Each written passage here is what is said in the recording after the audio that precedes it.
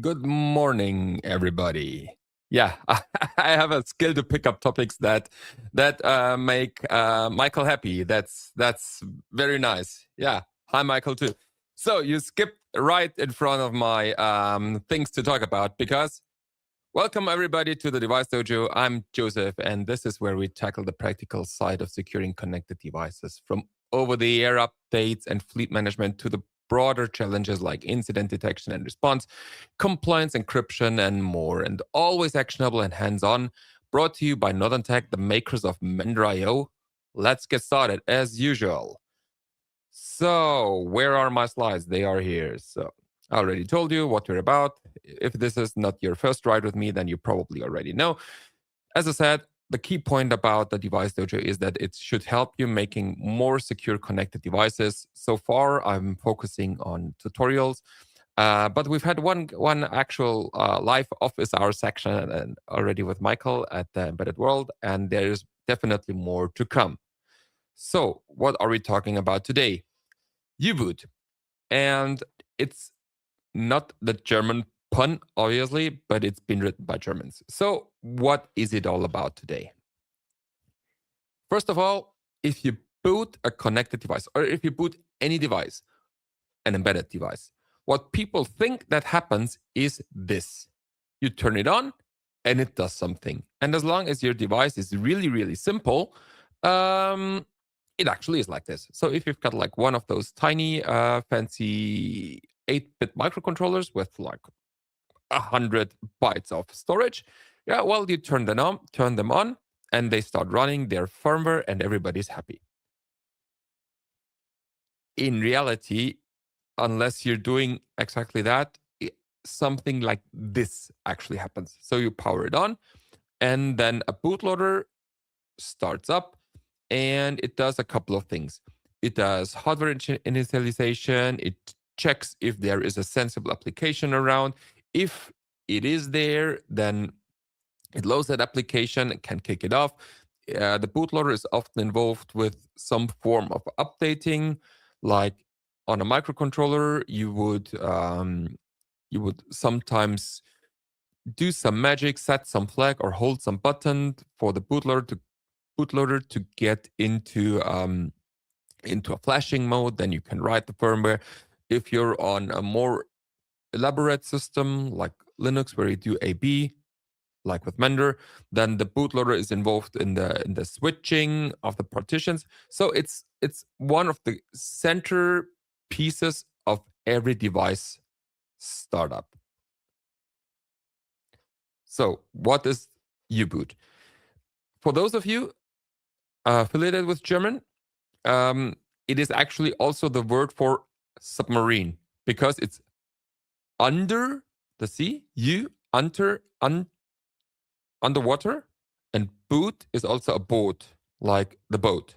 So for whatever reason, the people at Denks, when they created this one many years ago, they picked this this name / play on words, pun, and it has grown into basically the de facto standard in embedded Linux. Yeah, I would say embedded Linux, for especially ARM, where it's super prominent.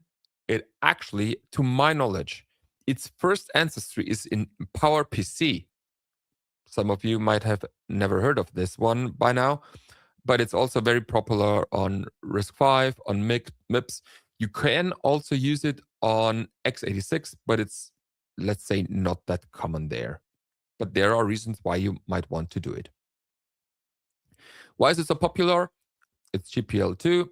It's quite hackable, which means that a lot of people have upstreamed boards for mainline support in U-boot. It feels very familiar to the generic Linux developer, because it's configured over kconfig. We will look at this in a couple of minutes. And it supports a shell with scripting. And this will be one of our major topics today.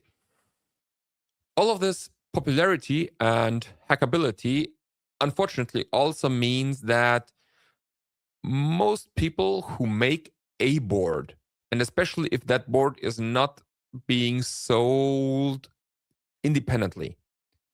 They usually just take U-boot and they beat it hard enough to boot their specific board, and then they just put it aside and be happy. And what's even worse, that they usually just take the configuration or generic setup, which they got when they started out with a developer kit, evaluation kit, whatever, and they never actually properly review it. They just cram it in, say, hey, it boots now, awesome, and they ship it. And this is what we are talking about today. So what's the centerpiece of U-boot for you as the developer? It's the console. U-boot has a console which is usually exposed through a serial port. This means that your board has a UART exposed through some 3 pins like ground, TXT, RXD. You can tap into it in some way. Usually you use a USB converter these days, and sometimes it's a little bit hidden as part of a larger header. This is, for example, on the Raspberry Pi. It might be multiplexed, so you need to do some initial small magic for the pins to actually come out. Or on more modern boards, which I actually despise quite a bit, it's sometimes on an integrated USB serial converter. But in many, many cases, it's actually there. And people who get their hands on your board that you are trying to secure now, the first thing that they will do is hunt for that console. We will see why. Because U-boot drops you into the console if something happens on that port. Usually you do want the device to boot up in a deterministic way. So you power it on, as I said, then it checks, is there an application? It goes on and it does its work. But there is this console. And if something arrives on the serial port, so by default, then it will stop and give you developer access. This way, there is a time window of a couple of seconds usually where it waits for this. And if nothing arrives, then it continues to boot. This is the so-called boot delay. Some people guard this by a specific character. So it does not stop immediately if somebody presses enter or space or whatever, or sends a glitch in on this port, but only if you send a password phrase or a specific hash or whatever. But in the end, still you have a port where you can tap into and get console access. And once you are on that console, you usually have tremendous power. So this is, I typed help, and it tells me what kinds of commands are available. And if you look at this, I think the screenshot only captured up to the letter E. And it goes on and on and on and on and on and on. So there's stuff for accessing file systems. There's stuff for accessing hardware. There's stuff for loading and storing data. There's things for network access. There's literally everything. And for each of those commands, there even is an explanation usually. So as I help bootem is one of the core commands. It means boot to something in memory. And it tells me, hey, this is how you do it. Bootem, jump to this address. These are the conditions. These are the parameters. Hey, have fun. Does that ring a bell for you? If I can access that thing and boot to something in memory, maybe people can do something with it. So luckily, all of these commands can be enabled and disabled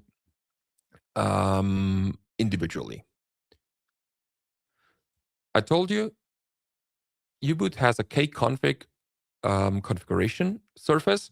So you can just like interactively walk through it and say, hey, this makes sense for me. This does not make sense for me.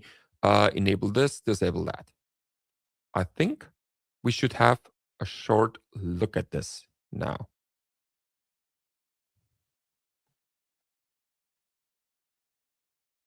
So here's a current U-boot 2026.4, and this is the default Raspberry Pi ARM64 configuration. I did not tinker with it.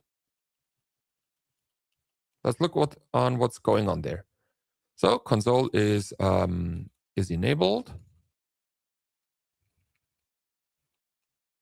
Where are the commands? I always forget where they are.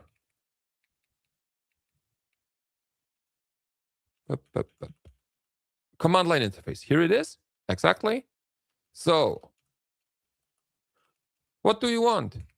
Info commands, help, console info, boot commands. Okay, so there's boot M, there's, which is, as I said, from memory, board image, Linux images. You could add support for OpenRTOS. Oh, there. So by default, the Linux, the bootloader on Raspberry Pi supports booting Plan 9 and RTMOS. Very interesting. You can boot FI. You can boot VxWorks. Let's look at something else. Memory commands. CRC, MD. This is a very interesting one. MD means memory display. MM means memory modify. MM means memory write. CP. So I can literally tinker with stuff that is in my RAM. Device access. I can set and toggle pins.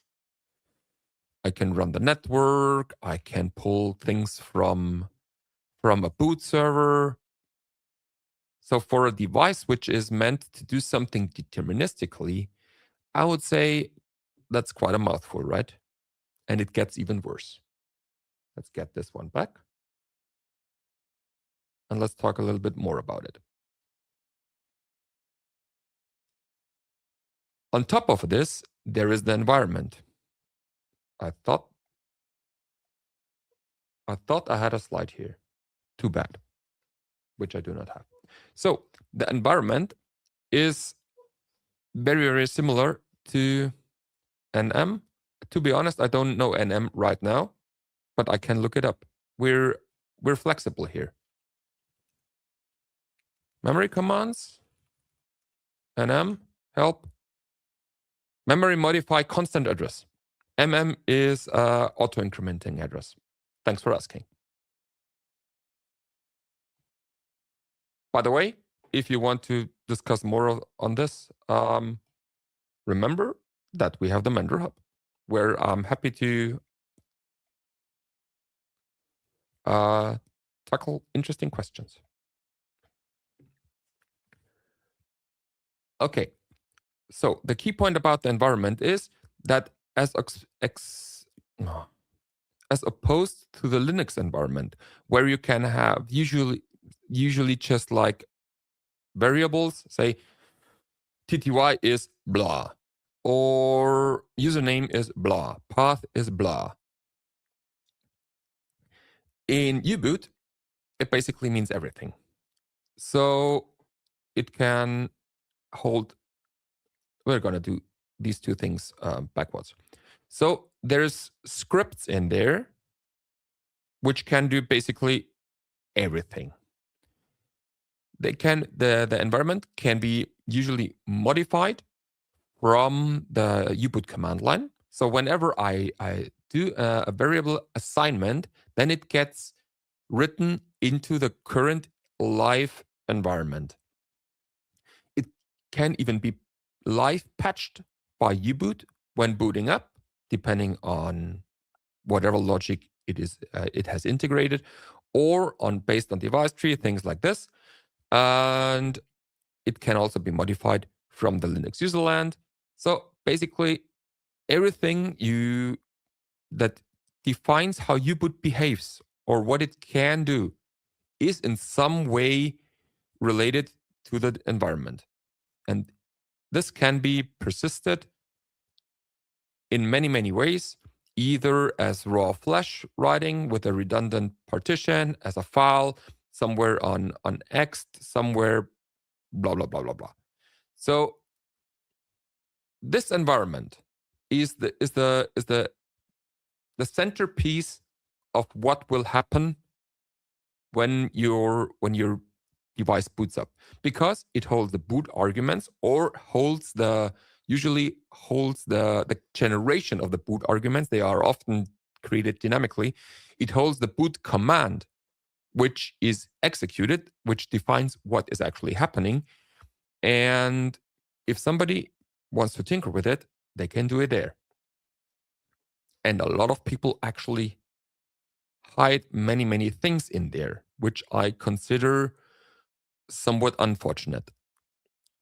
Yeah, Michael, exactly. That's it. Environmental protection. I'm gonna mention a couple of more advanced techniques here, but later. But as a first thing, which you should take away today, is to understand that in your environment there are probably a lot of things that you don't expect. Because depending on which vendor you are looking at, they often have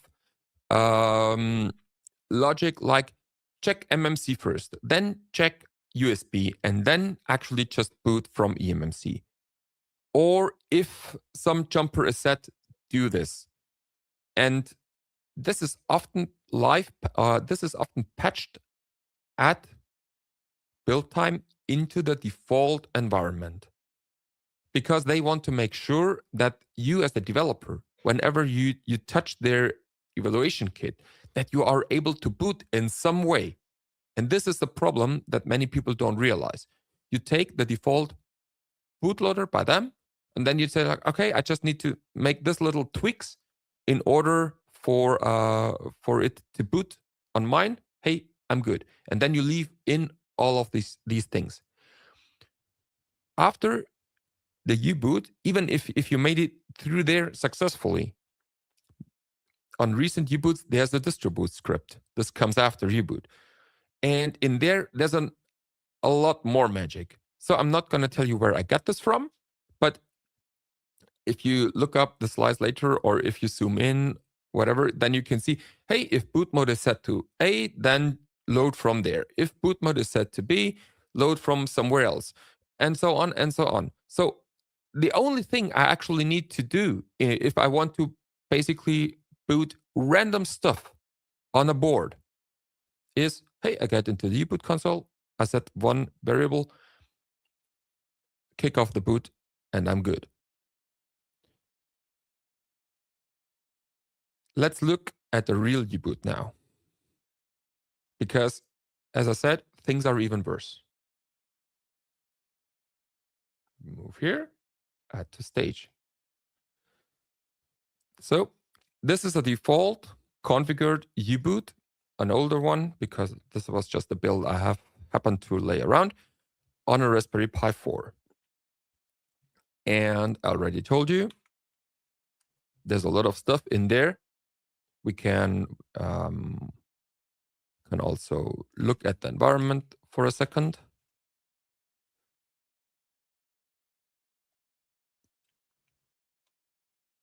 So, as mentioned, there's a couple of things going on there for the boot, because this is a mentorized bootloader. So the logic to do the A/B switching is in there.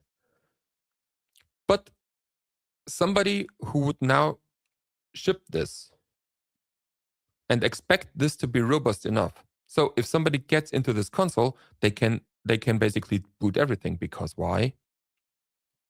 help. Oh, I can write whatever files into memory. Help. Boot them. Oh, I can boot whatever I want. And signatures won't help you there. Because if somebody is there, they can just say, hey, instead of using a secure boot, whatever image, which I expect you to do, hey, just skip it. Because I mean, help go, which means I can write an arbitrary payload into memory and just run it. I mean, this is obviously not something that you're doing for production or whatever, but this is something, if an attacker wants to get into your device and your boot chain is secured so that they can't tinker with the operating system or with the payload or whatever, but they just want to hijack the device. They open the console.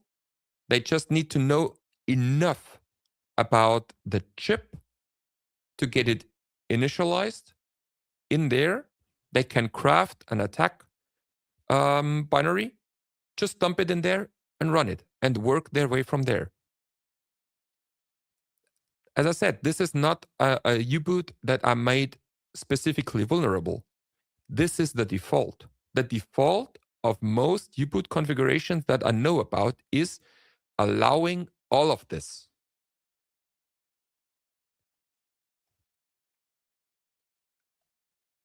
And that's why I'm saying always, and literally always, before you ship a device, review the U-boot configuration, what commands are in there, if you really need the console.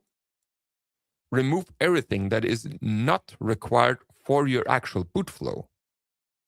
Then understand how people can actually access the console.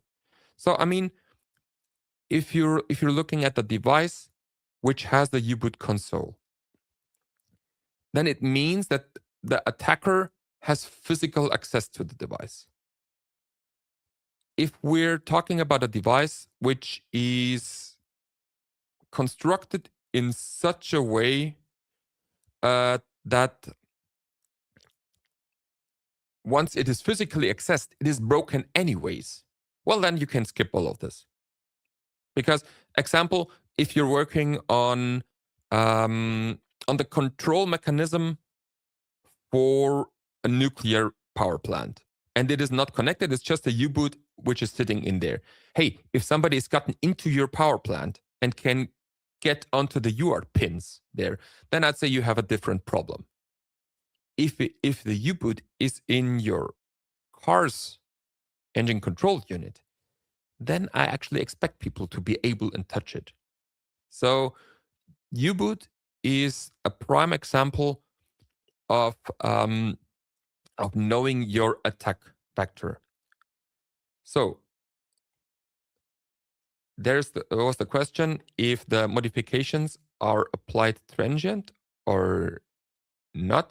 So by default, they are only in memory. But if you use saveenv, then they are persisted. The key point here is, so this is a very, very good keyword. Not always saving the environment is possible. Michael also put it in here. So there are ways to not load the environment from disk or storage, but only use the compiled in one. Or there are ways to filter what is loaded in there. And these would be the next things you can check there. Do I really need the environment? If yes, where is it persisted? And what do I really need from the environment? Can I maybe lock that down so people do not tinker with it too easily?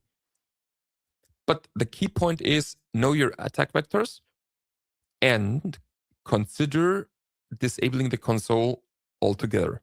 It sounds super easy. I thought I had had it in here. It sounds super easy to just disable it, but it obviously means that you can't get in there anyways. Also, it means you have to trust that your boot flow is good or that you can force flash the device in some other means. And this is why so many companies shy away from it. So many people who actually make devices and they don't trust their boot flow and say like, hey, but we still need to find a way to get in there for debug or for provisioning or whatever. And that's where the real challenge is. Yes, that's exactly the facility that I mentioned, or which I meant, Michael. What is actually writable or not? The problem is that, as I said, people are inclined to leave stuff on because they don't trust their own process to get stuff right enough. And I definitely encourage all of you for production purposes to just turn it off. It's better to probably brick one or two devices. If something goes wrong, then you have to just resolder the flash. It's not even bricking. It's you just need to get it off in your manufacturing plant. Instead of leaving that stuff open if your attack vector says people will touch U-boot. Because if people can touch U-boot, then they will find a way in there. There's another nice write-up, which I found by Esa, again, one of my constant sources of inspiration, where he talks about all of or similar things again. But he also says, yeah, if you do all of this, you lose debug access. Do you really want that? And I say, yes, you should want that. I've linked the source code and the documentation for you there. U-boot is huge by now. It supports so many things and so many cross interactions that it encourages people to leave too many things on, which is a problem. As I said, I can only encourage you to nail it down as much as you can. And for whatever stuff you have, always review what the default gives you, because I'm 99% sure that it is bad for you. With that, I would say you now know what to do next if you have a board in front of you and find out where people could attack it. The next session will be a little bit earlier than usually because the plan is every second Thursday of a month, but the second Thursday of May is a holiday here, which I intend to spend holiday-ish and not talking to you as much as I love you. So I will pull it 1 week earlier to May the 17th, and we will talk about something which is a little bit related to it. We will talk about read-only file systems, where we will consider other places where live modifications might be good, might be bad, where they might be persisted, even if something is read-only or not. Yes, so that would be my small inspiration for making your devices more secure today. Do we have any more questions or comments?